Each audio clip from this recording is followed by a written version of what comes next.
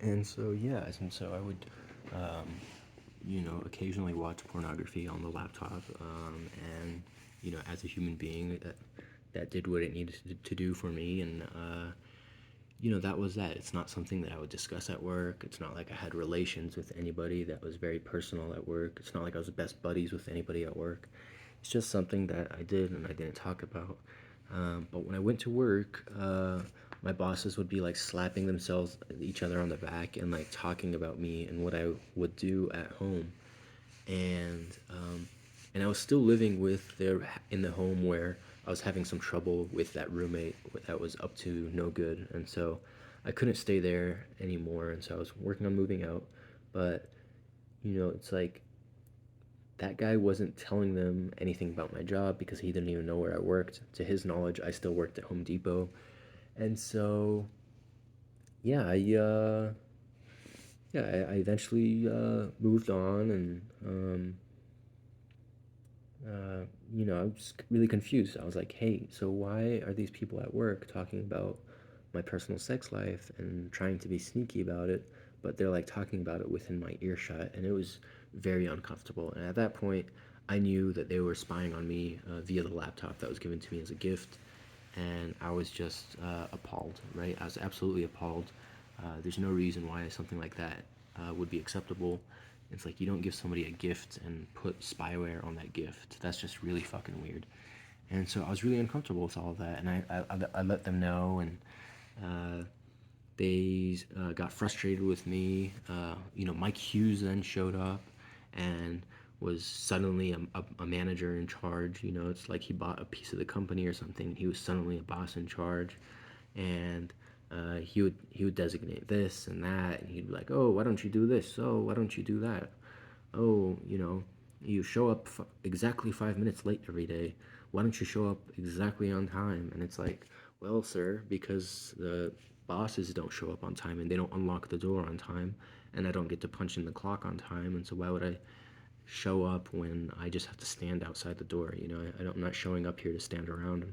I'm showing up here to get paid. And so he would just like try to, it's like he was a manager that had nothing to do. I mean, he wasn't working on the computer aided design programs, he wasn't working on the CAM programs.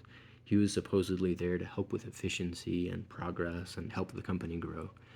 But instead, every employee was like whispering among themselves, and they're like, "This guy's just here to bitch at us. Like he just showed up out of nowhere, and all he does is complain about things that really don't change anything." It wasn't like some sort of effective efficiency thing. It's this guy trying to look like he's managing, and it was awful. It was god awful, and he showed up right after I had complaints about the laptop spyware, and I had changed the hard drive, and just after that, just after Mike showed up, I realized that, okay, look, if I change the hard drive, it's probably safe. I doubt there's going to be data transfer from any of the other chipsets within the computer. And so I did that for some more privacy, so I could make use of the laptop, but only have to spend like $100 to make it useful again. So that's what I did. And eventually, just as mysteriously as Mike Hughes shows up, he soon disappears. Before he disappears, he talks all about how he's from Tucson and how he's thinking about bringing his family over to Phoenix from Tucson, and how he's looking for a big job or whatever. And so I was like, all right, whatever. And I moved on. And then, so that was my experience over at MaxQ Technologies with sexual harassment and spyware via a laptop. And uh, this became a pattern throughout many of my other jobs, and I'd later find out that it was Saif Ulhaq that was orchestrating it, bribing people to do it, and arranging it. And what he would do is he would show them videotapes that his parents had taken within his dorm room of me going, "Oh, boohoo, I'm autistic, blah, blah, blah." And he would show that to them, and he'd be like, "I have to keep an eye on this individual. You need to give him this spyware laptop, and and you need to help me keep an eye on him." And so they would think they're doing some sort of act of charity, when in reality, that's a complete lie. And the only reason I seemed special needs to Saiful Huck was because I was getting him to discuss his special needs, and his parents put me up to that task, his very own parents.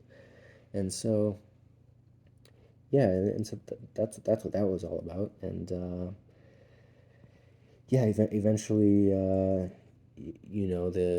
after the issues with the laptop and after some other nonsense, I eventually decided to move on from Max Q Technologies, and I quit. And I found another job, and I quit. And Memo Romero, knowing that I had um, the laptop, was like, "You need to bring me that laptop right now, or I'm calling the police." And I was like, "You gave it to me as a gift. Like, it's not like I was borrowing it from the company." But he was just trying to be greedy and, recuperate as much money as he could because he felt like he lost money training me because I moved on. But in reality, it was the hostile work environment, and the sexual harassment. And I was like, we're all adults here. Like, why would I stick to that kind of an environment? I have options. And so I moved on, and he was like, if you don't give me the laptop, I'm going to call the police, and I won't give you your stuff back. Because at the time, I had a welding helmet left there because Mike Hughes, while he was up to just like doing nothing meaningful, he brought a welder down there, and he was like, oh yeah, let's weld. And um, it was a TIG welder, and in my welding school, we didn't really practice TIG on stainless. We practiced less exotic metals, more common metals. We weren't really being prepped for working with expensive aerospace materials because the school had to provide the materials that we worked with, and the school was like a little bit stingy about that over at EVIT, and so um, yeah, I didn't have much experience with stainless, and so I would weld stainless while at Max Q Technologies just as like a little test because they brought a welder there for no reason. It was supposed to be to repair the aluminum, but we did some stainless tests, and I didn't do so hot because it had been years since I welded, and not only that, but I was welding a material I knew nothing about, and so I just like yeah, so so I had my welding helmet there, and he was like, if you don't bring me the laptop, I won't give you your welding helmet. And so I was like, whatever, fuck it. I can buy my own computer. I'd put together enough money at that point. And so I brought him his laptop, um, and I got my welding helmet back, and I moved on from Max Q Technologies. And the only person that I kept in contact with there was actually Joe McDonough. And you'll see why that's important later. And so, yeah, I worked at Sayef Films after that, which was a photography and videography company. And we would travel Arizona and film weddings for people. And the person that ran Sayef Films was the owner, Sayef Abdullah. And he had a close relationship with Saif ul and I'd find out later that they're both generals and they're both admirals and they work together, and both of their families are very wealthy and they have a lot of experience with embezzling money from the government. And when we would travel, and sometimes we would travel far. I mean, uh, we would like straight up fly to places, and so um, I we would get a hotel room, and instead of each of us getting a hotel room, I knew the company was starting up brand new, and I kind of grew up around Sayef Abdullah, and so I was like, bro, instead of us getting two separate rooms, let's just get a room with two separate beds, and save your company some money. And he paid me cash. He paid me okay at the time, and so I didn't mind. I didn't mind the idea of helping him save money and me having less privacy.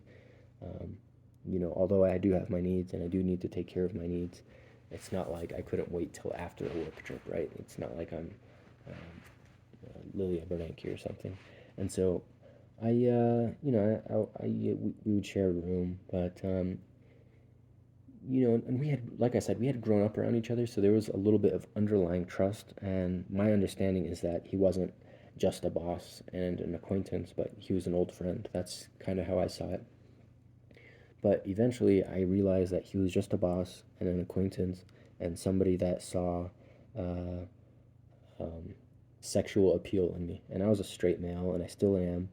And so I was like, hey, like, I'm not really into that gay stuff, sorry. But he tried easing into it with massages and stuff. And he'd be like, walk on my back hurts. And I would do that for him.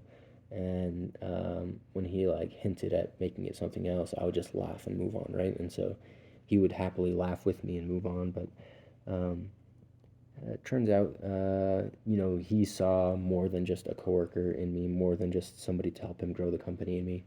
And when I didn't give in to that, his treatment towards me changed. I started getting less awesome work opportunities where I got to travel more. I started getting more of like the uh, whatever wedding in Arizona instead of a nice wedding in North Carolina or something. And so, anyways, uh, eventually I realized that there was like a little bit of tension, sexual tension from his part, and just like annoyance that my job was being turned into something less from my part. And so I was just like, all right, I gotta move on. And like all small time jobs or small time companies or family run businesses, sometimes the smallest personality issue can be something that you deal with very regularly on a very frequent basis, and it can make a job very like hellish. And so that very much was the case for me. And so I moved on, and I got another job over at Clearlink, and at that point, I was living with my new roommates, the ones that were living as neighbors next to the gentleman I went to high school with and was having trouble with, theft and going into my room and stuff. And so I kind of moved in next door, and we moved. We found a house. We all found out another house together. We didn't stay at the house next door. We found another house together, and we all moved there. And those individuals are Joshua Rodriguez, Jacqueline Braden, Garrett Myers, Cody Myers, Antonino Galindo, um, and Nicole Giampiano.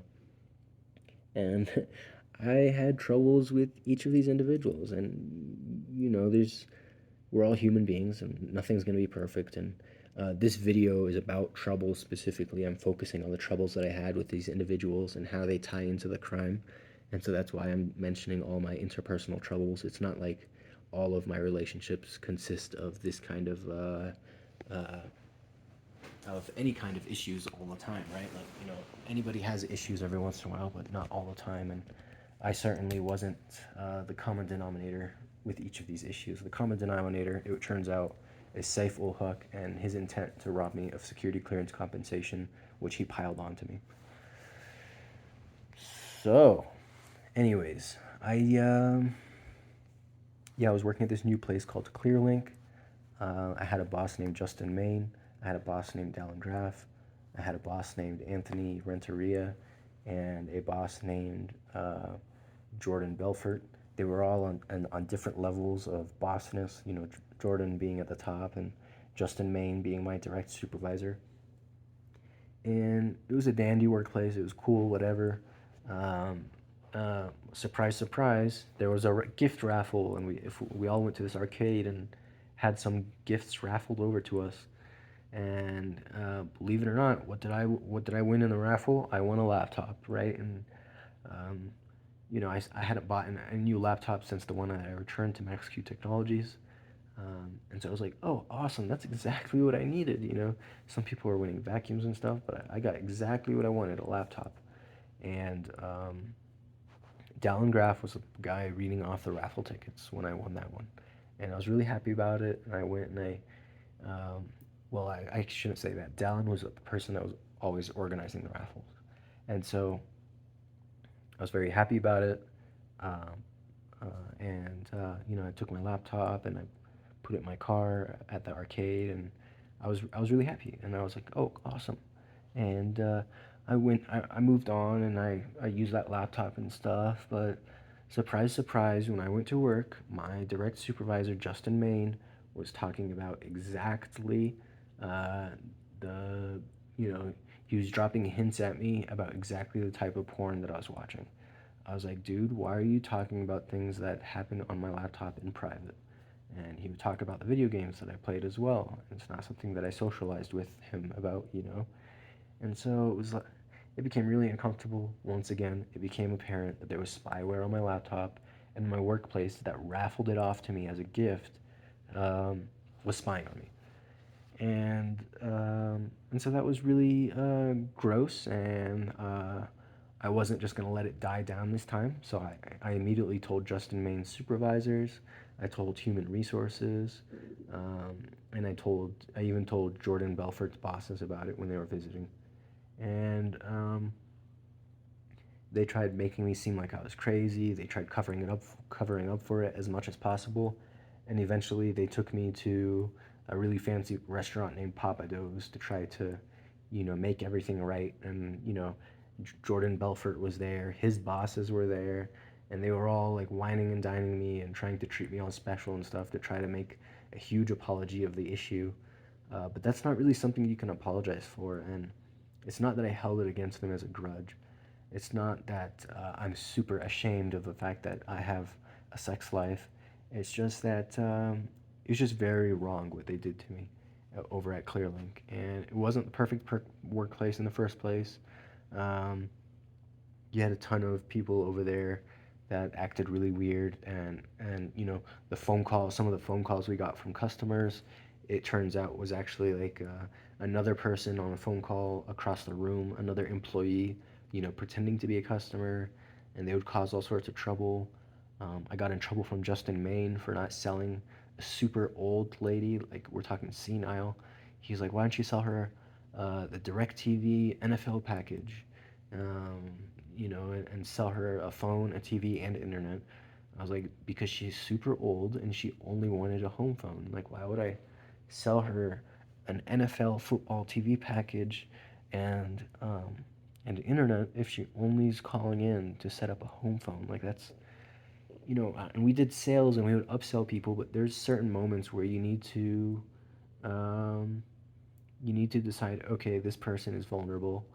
I'm not going to tell them what they want. They need to tell me exactly what they want, and I'm going to take care of them. Sometimes you're supposed to treat people with a sense of customer service instead of a sense of, constant upselling and treating them like product.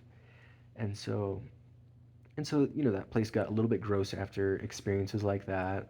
Um, and eventually they trumped up drama and they tried to get me fired. And the person that tried to get me fired was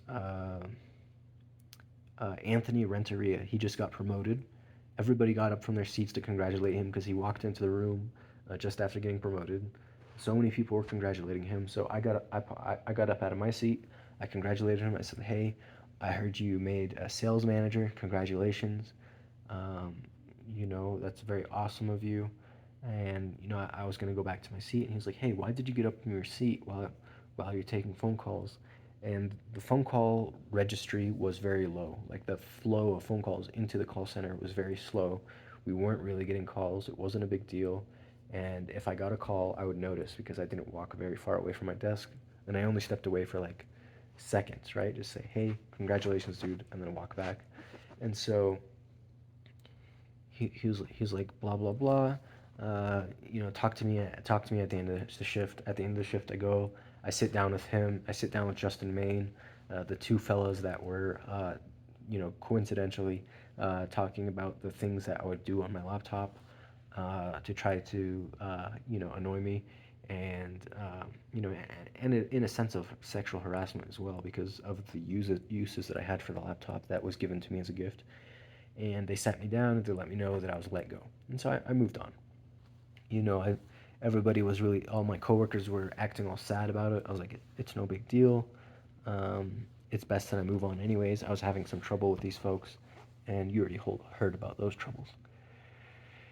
So yeah, I mean, it's just, when you work in crap jobs, unskilled jobs, whether it's a sales desk where people call in and they want a phone and you set them up with a phone, or a job where you just take pictures of people the way you're trained to take pictures of people within an hour, or you're working in a machine shop where you're sticking blocks in the machine and you press a go button, it gets machined, and you pull the part out. When you work in crap jobs like that, you don't really have super high expectations. Um, you kind of know, okay, this job might last me a while, right? And so, I worked one job a year, I worked one job 2 years, I worked one job half a year. It's to be expected. It's not some sort of prestigious company with a good reputation. These are all small time whatever companies that opened and closed, had really bad Google reviews and some good reviews, and so it was like these jobs were a mixed bag.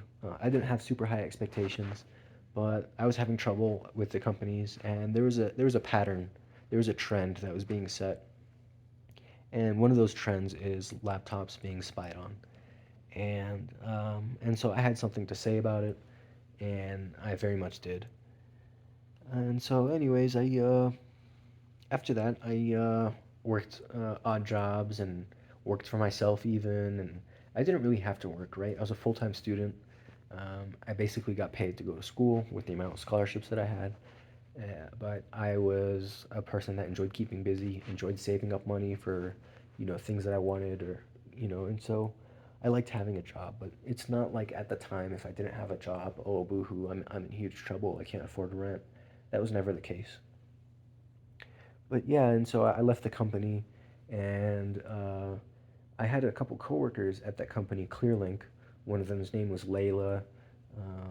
One of them's name was Oscar, and they all kind of were really annoying to me after I left the company. Like they would kept hitting me up, kept annoying me, kept trying to be involved in my life.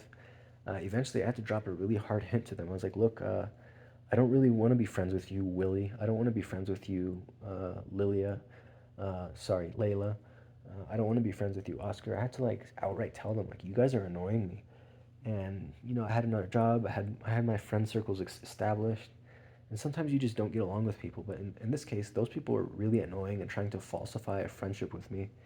Um, and like Oscar would order DoorDash and Grubhub and Uber to the house right next door to him to try to like get me to be within his vicinity. It was really creepy and weird, and I didn't like it. So I moved on, and I moved on from Clearlink, and I moved on from a lot of the people associated with that company. Um, but what I should say is, uh, some of the coworkers at Clearlink knew my roommates. Like they were friends with them, and they were former coworkers together, and they were former friends. One of those people is Layla. That's one of the reasons I was annoyed with her. She kept like trying to gossip about me with my roommates, and it was really uncomfortable. It's like, dude, I work with you. They don't even like you. They're always talking smack about you. And so I was just trying to like smoothly end things because interacting with her was super awkward. Like the people I would go home to would only have bad things to say about her. She would pretend she was best friends with them. She would try to like talk about me. And it's like, you have a boyfriend, all that. It was just, I think she was socially like not very super developed. She's a little bit of challenges there, and so yeah, and they all knew each other. The people that I worked with and the people at Clearlink, and they did a lot of weird things. Like they tried to gaslight me. Like they would talk about certain things at work, and they would talk about how should have the right for firearms, and it was very political. It was like, why are you talking about whether or not I should have firearms at work, and why are you like probing me and questioning whether or not I have firearms, right? And they were trying to rid me of having any guns, and at the same time, my brother was too, and I wasn't special needs. I wasn't depressed. I wasn't a danger to myself or others. I was just a person that drove out to the desert and shot at some targets, maybe once every 2 months. Like nothing crazy, just a hobbyist, right? Um, and I took one person from work out shooting one time, and his name was Willie. His gun, he had the sights all set awkward and wrong. Like we're talking, the iron sights were literally hammered out sideways, and he would like videotape me while I shot at a target to like, as if to make some sort of evidence that I wasn't competent with guns. But in reality, I was able to compensate for his bad sights and just use line of sight, and I was hitting the target. And he was frustrated. He's like filming me and frustrated that I was hitting the target. I was like, "You're supposed to be happy for me." He's like, "Nah, but the sights are messed up. How are you doing that?" And it was like, and so yeah, they would do all sorts of weird things like that. They would try to collect evidence that I was incompetent and try to treat me like I was dumb. And my roommates and my coworkers, I found out, were in communication with each other. And my roommates would gaslight me. Like they would be watching a movie. Garrett Myers specifically would put on a movie, and a spinning top was his like favorite thing to gaslight me with. Like there would be a scene within the movie where it flashed to a spinning top and flash away from it, right? And we weren't watching Inception. I'll tell you that much. You know, it wasn't the spinning top scene from Inception, and we're talking about the spinning top toy, the kind of thing you twirl and it spins on a table in one standing on a point, right? And so that became uncomfortable to me, and I was like, I could tell they were trying to gaslight me. And while I was playing on the Xbox, Garrett would go upstairs on his Xbox, um, and he would have a separate account with a separate username that he claimed was his friend, but he would play video games with me and he would always be killing me in the video game. When we were supposed to be teammates, he would like intentionally make the video game annoying and unfriendly and unfun. And so I was like, dude, like you guys are, I've had other roommates before, and I was like, you guys are really not fun. Like you guys are downright mean. You guys are downright abusive, and you guys straight up bully me. And I know you guys were all in the military. I know I'm not a part of the intelligence community like you guys tell me you are. I know I don't have a computer in my brain the way Cody Myers told me he had a computer in his brain. It's like, I'm sorry, I'm not there yet. And I know that stuff is supposed to be somewhat secretive, but you guys are being absolute dicks to me. Like, you guys are just being awful. And so I just couldn't do it anymore. And, Joshua Rodriguez was like breaking into my room when I wasn't home. And he was supposed to be the roommate that I got along with the most. And my guns would be misplaced. I was like, why are you moving my guns around? Like, are you scared I'm gonna use it against you or something? Like, what's your reasoning? Like, I can't have you touching my firearms. That's like a big deal. That's a big trust issue. And my door is locked. Like, how are you breaking into my room?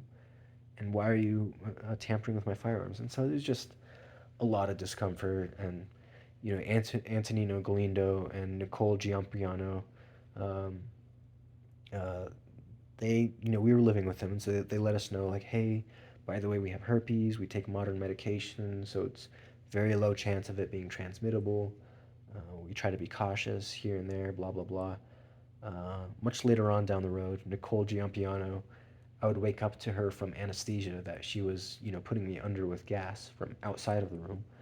I would wake up and notice that I was being gassed out, and then I would wake up again and notice that she had my both of my hands tied to the sides of my bed and my legs undressed. And so it turns out that lady with herpes was a rapist. Surprise, surprise. Who would have guessed she was super promiscuous and she had health problems because of it? And so, all of these individuals, like issues with them cropped up much later on down the road. Joshua Rodriguez and Jacqueline Braden were being super racist to me because, I have Palestinian heritage and they're Jewish and very pro-Israeli. And there's like a political conflict and a war going on there. And so they felt a need to be like up in arms against me. They would constantly joke about it, but like not really joking, like also like fuck you kind of a thing. And so they just didn't occur to me as friends anymore. But Joshua Rodriguez and Jacqueline Braden let me in on the fact that they were autistic, and a lot of the people in their friend circle didn't really hang out with them one on one. So I'd give them a lot of one on one time so that they could feel heard and they could feel taken care of. And but yeah, the racist stuff kept happening. As a matter of fact, Joshua Rodriguez's father did the same thing that Willie Tolles did. He had the sights misaligned on his guns when we went out shooting, and they were surprised that I was able to hit targets. And it's like, dude, I've been shooting for years and years. Like, if you have bad sights, I can compensate for it. And I don't say that to show off in this video. This video is about my issues with these individuals and how they all tie in with each other. I wasn't hitting the targets to show off, but I did notice that they were filming me when I was shooting, and it was just really, really awkward. So, anyways, that's some of the issues that I had with them. We're talking racism, we're talking them like being buddies and me not being their buddy because they have a military history and I don't. Uh, you know, and so yeah, I eventually just like the tension in the house got really bad. They would invite people over and just sit there and make fun of me and treat me like shit. And eventually, I was just done and I moved out. Like I packed my things in my truck in the nighttime, They were all acting also surprised, and they were really frustrated that I wasn't just taking their abuse. And but I was like, sorry, I gotta go. You guys are just awful to live with. Um, I talked to the landlord. He was cool with me just moving out. Because after I told him all the issues I was having with the roommates, he was like understandable, and I moved on. The landlord did keep my deposit though, and because we had lived in a few different houses at that point, and I was just a person that needed roommates. I was just a college student. It's not like they were my best buddies or anything, but living with them worked, and so we were on like our third house at that point, and I was like, I can't do this. I gotta go, and I moved out, and I found a studio apartment, which is actually a guest house in the backyard, and I moved over there. Later on down the road, Clearlink employees, including Willie Tolles, would be like breaking into my studio, and I found out because I saw them rushing away from my door open, and them rushing away from my house and jumping in their car and driving off, and so it seemed like all of these folks were in cahoots with each other, and they were organizing crime against me, and I had not put together at that point that I was up for a security clearance, and that's why these people were conducting an investigation, but also, uh, trying to profile me so they could rob me later on, which hence the break-ins, hence the abuse in the home. They just wanted to like probe me, see how I reacted, and see how they could toy with me. What they didn't know is that I would look after myself to so much as to move away from the trouble, and so they were frustrated with that. And I lived in my studio apartment after moving out from living with Cody Myers and Garrett Myers and Joshua Rodriguez and their girlfriends and their friends. After I moved out, I got like a little studio, which is like basically a shack in a backyard that was turned into a home. Um, and I was doing just fine. I still worked at Clearlink at that time. But like I told you guys, eventually I left Clearlink. And so I just needed to bridge the gap of where my housing was while I worked at certain companies. And at that point, I was helping start up a family business. I never really got along with my father. He kind of uh, split off with a divorce when we were young. But he's like, hey, I'm starting a company. I need somebody I can trust to take care of the business while I deal with some court matters. Can you take care of the business? And so I did. I was trained up to be an operations manager. And when he wasn't in the business, I ran the whole show. I got paid very little. And it was okay with me because I got to learn how to start up a business the same way I learned how to start up a business with Sayaf Films. I was just happy to be there for the experience and to learn. And I did learn quite a bit, we all learned together. But I was still living in the studio at that point, and I noticed the break-ins were happening, and uh, I took precautionary measures. I put on good locks, I put on good hinges. Um, the air conditioner that was removed from my bedroom window so that they could sneak in through the window, I put it back, and I used caulking to seal it with the permission from the landlord. Um, and that landlord would have landscapers come out and he wouldn't pay them, and the landscapers wanted me to pay them, and they were illegal immigrants, and so they didn't really have recourse, and they were really frustrated about the whole situation, and I really felt for them. My landlord was just being awful, and that guy's name is Tim Wright, and he's just a really shitty person from Tempe, and his his housing basically has a 1-star review, and so maybe I should have looked into it. Maybe I didn't really have options because the people I was living with were basically abusing me as much as they could and treating me like crap as much as they could, and working with people at my company to treat me like crap. And so I was like, I'm not going to be a part of this organized abuse, and I guess I'd settle for a bad, bad, bad home. Now, at one point, somebody came over to the home and unscrewed the flood irrigation system. And so the next time they ran the canals for the flood irrigation, my entire backyard was filled up. And that's where my little studio apartment was. It was in a backyard. And the entire backyard filled up and the entire home flooded. And so I needed another place. And It was kind of an emergent situation. I knew my coworker Joe McDonough bought a new home, and he was working on moving into that and stuff. And I was like, "Hey, like, do you have a room you want to rent out by chance?" He's like, "Sorry, I got my brother's. It's all filled up, but I do know exactly who you should talk to." And he sent me to live with Rebecca Bauer. And I was a little bit naive at the time to not put together that he was involved with the Max Q workplace drama and the bugging and the spying. I didn't put together that maybe he knew the folks at ClearLink because they were all a part of the intelligence community, and the people that worked at ClearLink were from the military as well. You know, I didn't put those pieces of information together until later on when all those people admitted that to me. And and so eventually I moved in with Rebecca Bauer. And it should be said that, you know, the flooding of my studio apartment wasn't the only issue. I had electrical issues there. I had an inspection done so that we could get it repaired. And the inspection person was like, whoa, none of this place is up to code. This guy isn't even legally allowed to rent this place out to you. I talked to the city about that because the landlord wouldn't want to fix things. She came out and basically parroted exactly what he told me about, you know, like, well, maybe what he doesn't repair it and nothing, and we're not able to help you. So I could tell that that city housing official was being bribed, and I really called her out on it, and she was like a deer in headlights. Like, she just tried to change the subject. She wouldn't admit that that man that owned a bunch of other property within the same city kind of had her by the strings like a marionette doll. And so I realized I didn't have recourse with that place, and I had to move out. That wasn't the only issue I had there. You know, I also, the people that lived in the main home, which we treated as sections, like they had the backyard gated off just for me. They had their front yard and home, and they, you know, there was an understanding that, you know, my backyard was my own place and their front yard was their own place. Like, their kids would play out front mostly and stuff. But he would have people live there that wouldn't pay rent, they wouldn't pay utilities, so my electricity would get shut off, and I would have to try to turn it back on.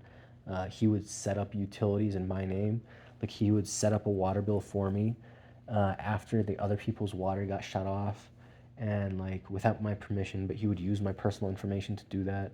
And I found that information out like years later when I did like a credit report, and I found out that I had like a overdue $70 water bill. It's like, well, why did you shut off my water, dude? And so, why would you set something up back in my name? And why would you, you know, have people living here that would get that shit shut off? And it was just bad news. You know, it was Section 8 housing. I was a full time student at the time. I was able to get low income housing. It was something that I needed to do, especially since I moved out from those abusive people that were being racist to me and all sorts of other awful shit, including coordinating with my coworkers to treat me bad. And so I moved on, and yeah, I moved out of that place. And my coworker from Max Q Technologies, Joe McDonough, he got me in touch with a lady named Rebecca Bauer. She turned out to be a military officer.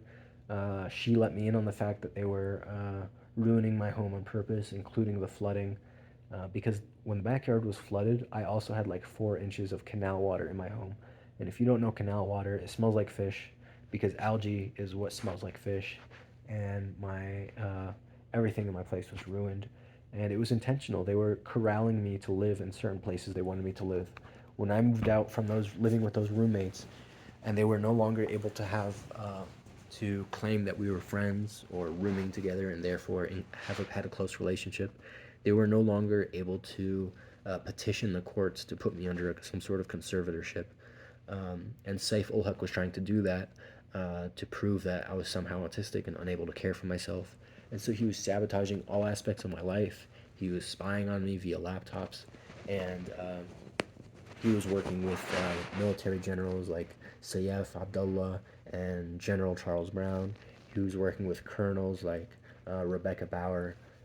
He was working with these people uh, in an effort towards ruining my life, and it just was not a good time, and I didn't enjoy it.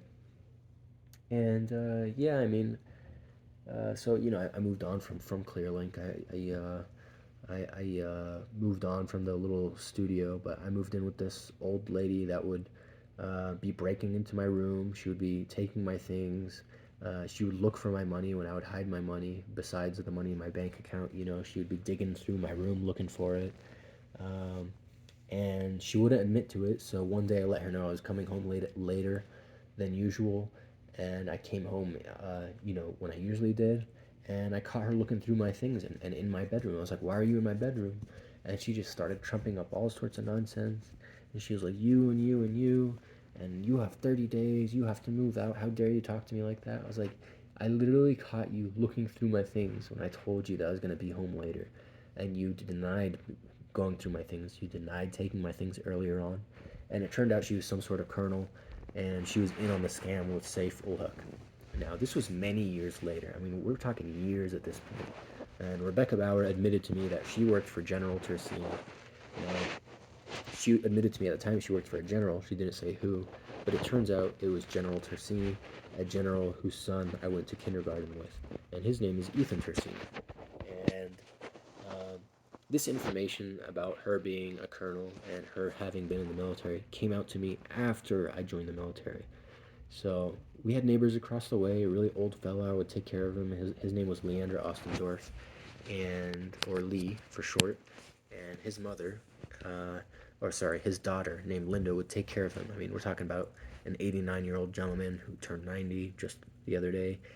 And so his daughter Linda would take care of him, and so would I. I mean, when his family wasn't home, I would, just have a beer with him or have a tea with him. Just give him company, somebody to talk to, somebody to kick it with him. He was watching the Sunday sermon or a football game.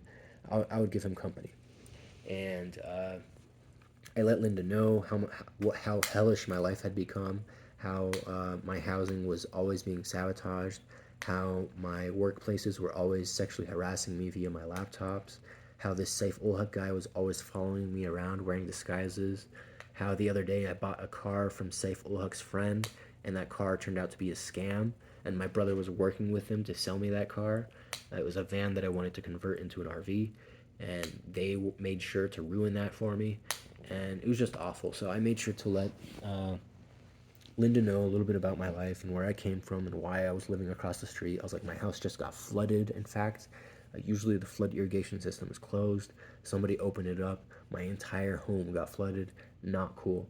Um, and she was sympathetic, and she was like, "Okay, well, we can get you a job with the military, and you can escape these troubles, and start fresh. And by the time you're out of the military, you'll have a bunch of money put together, and we're a military family, and we'll look after you. And I know this African American general, and he should be able to set you up for success." And so, that person turned out to be General Charles Brown.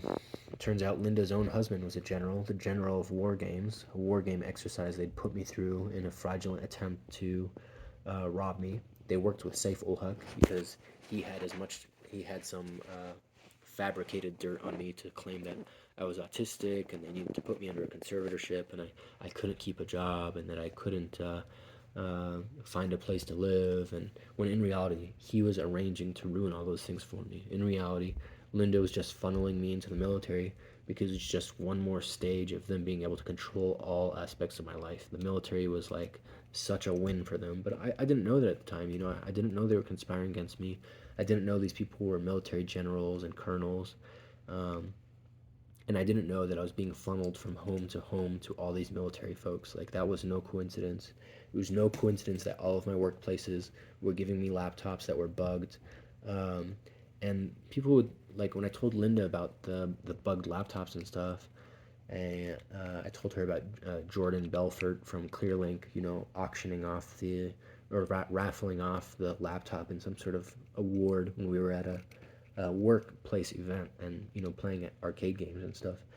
I told her about that, and she was treating it like it was a game, and I didn't understand at the time, but she treated it like he was cheating at a game. She was like, "Got some tar on your hands there, baseball player Jordan," and which is a reference to the fact that baseball players, they put tar on their hand when they're cheating to put a bunch more spin on the ball, right? Because tar is a very friction, sticky surface, right? So they put it on their hand, and when they throw the ball, they can get a much crazier curveball to be thrown, and that way the person batting doesn't know where the ball is going to go. And she was effectively saying that, oh, that guy was cheating. I was like, cheating on what? Like, what kind of game are you guys playing? What are you talking about? And her husband is a general of war games. And much later on, I would find out, which is kind of crazy, is that Linda Puhek is the mother-in-law of my own sister, Noor. Right? My sister Noor was engaged at the time, not having been married yet, to this guy named Alexander Puhek or Andrew Puhek. She used both names, so I'm not sure which is which, but the point is, that turned out to be her mother-in-law, and so it wasn't a coincidence that she just lived across the street. No, they arranged to make it seem like she lived across the street, and my sister, just the same way as my brother Ibrahim Haloum, was involved in corralling me in certain directions and robbing me of my housing and my income sources so that he could try to put me in, under a conservatorship and rob me of my security clearance compensation. My sister Noor was also involved in that, and she was involved via, setting loose her family on me, and those were her in-laws. And General Jim Puhek would be the war game general, her father-in-law. And not knowing that at the time, and needing a restart in life, and having been somewhat interested in joining the military, I obliged. I was like, yeah, I'll go ahead and enlist, and I enlisted, and they followed up with my process of enlisting in the military, and they were able to recommend me for some competitive programs. And it's not like I was somebody that was super unsuccessful joining the military, and they cheated me into these competitive programs. Like I very much think that I deserved my place, and I was able to compete with the folks I was amongst. What they were doing, however, is making sure to control who was in charge of me, when and where, and bribing the right people to make sure that they had control over me at the end of the day, so they could try to rob me of my security clearance compensation for the damages incurred during the security clearance process. And so yeah, I mean, she recommended me. And I went to Davis Monthan Air Force Base to train up with the CIA and the Secret Service, to go to SEER survival school, to deal with torture training and whatnot, and to apparently deal with what I'm dealing with right now, which is life outside of the military while they harass me and use weapon systems against me and rob me and whatnot. And it's all supposed to be some sort of military training exercise, right? I'm supposed to be trained up in certain skills. I'm supposed to be able to utilize certain skills to combat the things that are happening to me. But the truth of the matter is, I didn't get any tradecraft training, right? It was all kind of improvised BSing, and the training that they did on base was all sorts of nonsense. I mean, we're talking about radio technology and circuits and how to solder and how to do this and that, and it was all work that didn't even apply to the work that happened at Davis Monthan Air Force Base. I mean, we were just working on fake communication systems that my own coworker Lilia Bernanke was showing me was a fake communication system. It was all just a bunch of nonsense. And so it turns out, after some time in the military, after a rape that was, I discussed in a different video, that was covered up by General Tersini, the mother of a fellow that I went to elementary school with, even kindergarten with, and also the boss of Major Rebecca Bauer, who I think is lying about her rank. I think she's higher rank than that, but that person was covering up rape and stuff, and so eventually they helped me transition out of the military because they were just being god awful to me, and I didn't understand why. But as it turns out, when you're up for a Yankee White security clearance, the amount of damages caused to you is so extreme and so egregious that you're entitled to monetary compensation for it. And that monetary compensation that I'm owed, and that security clearance is processed by private companies sometimes if the military so chooses. And the military did so choose to have a private company process my security clearance. And that private company would be Sayyaf Abdullah's company and Saif ul Haq's company, private company. And they're processing my security clearance, and they're making sure to take as long as possible so that they can win a longer time with the contract. and so that they could try to rob me of my security clearance, being that for years and years they were doing the legwork to try to build evidence to argue to a court that I'm incompetent and unable to care for myself. And they did all sorts of awful things. They would cause me crimes. I would report those crimes to the police, and they would intern me at a mental facility. And um, these are people that I know, and these are people that I had issues with in the past. These are siblings of mine. My own sister, Nur Haloum, would put on a police uniform, would have me arrested and sent to a mental facility that her friends owned. Her friends being people she went to high school with and middle school with at Arizona Cultural Academy. Um, and so these people are definitely in cahoots with each other. It's not some sort of coincidence. It's not, oh, you're only 6 people away from anybody on the planet. No, these people directly knew each other, and they knew each other since childhood, and they were working to use me as a vessel to embezzle. And Saif ul Haq, while in the time that I was in the military, my laptop got bugged, my phone got bugged, and my coworkers were acting super sketchy. My boss would give me a mandatory medical appointment. I would have to take the phone call on a office phone, and they would ask me for my social security number, and I was not given the option to leave the room. Basically, I had to announce my social security number to the whole office.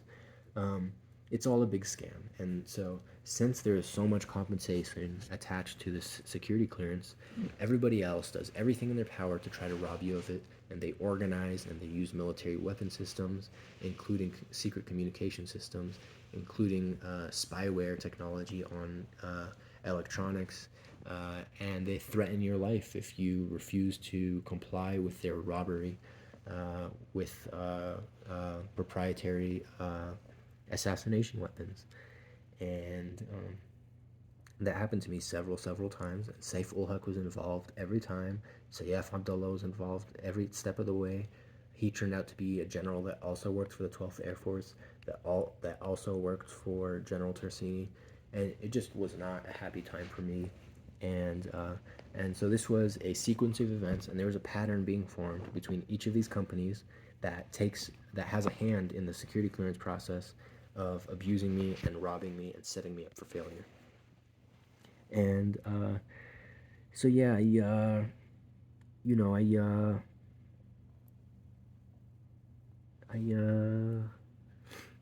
eventually moved out of the military. I moved on after all those issues, and I was living with Safir Huck, right? Because I didn't know he was coordinating this effort of spying on me. I didn't know he was a general.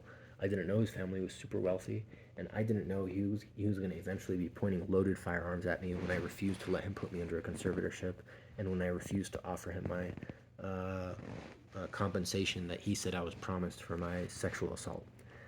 And so I lived with him. Living with him was a nightmare. He wasn't responsible with firearms. He would literally point loaded firearms at me when we got into an argument. He wouldn't clean up after himself, just like general childhood, doesn't know how to clean up after himself issues. We're talking like actual poop on the toilet seat. We're talking he uses ketchup all over a dish, just puts that shit right back in the cupboard and makes it one of his roommate's problems. Um, he would try to finagle money out of me. Like he would stack up wine glasses in the sink in a way where they were like tightly bound together, and like you try to pull them apart or get just even move them out of the sink and they would crack. And he'd be like, "Oh, you owe me new dishes." It's like, you don't even drink wine. Why are you using wine glasses to drink water, you idiot? And he tried to charge me for glasses that he put in the sink, ready to break. And it was just like really stupid people problems. I mean, we're talking really petty, really stupid. And the guy very much was special needs, as his parents had told me. The very reason I was living with him again was to take care of him again. He had his whole community come out and vouch for me and like hang out with me once